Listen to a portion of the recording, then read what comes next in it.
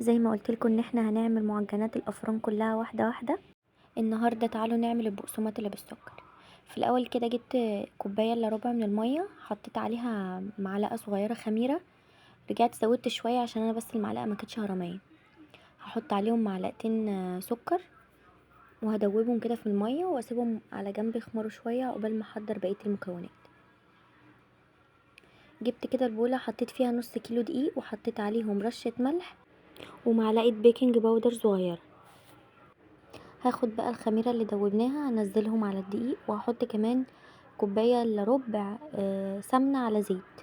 ممكن تحطوا زيت بس وتستغنوا عن السمنه خالص، بس انا زودت كده معلقتين عشان تديها ريحه حلوه.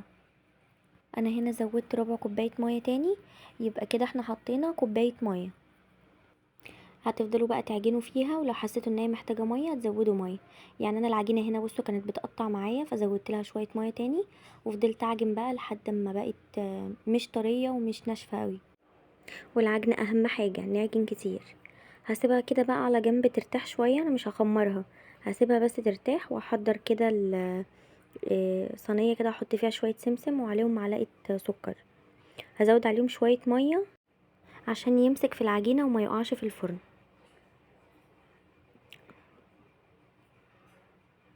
بس هنا بقى هشكل. انا هنا عملت حبة بالطول وحبة مدور وحبة على شكل حرف اس كده، فالتشكيل براحتكم، اعملوا اللي انتوا عايزينه يعني.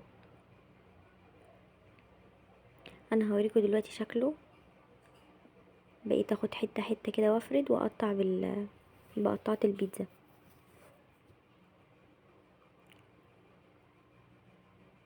بحطهم في صينية ما فيهاش دهون، علشان احنا حاطين دهون كتير فمش هتلزق اصلا.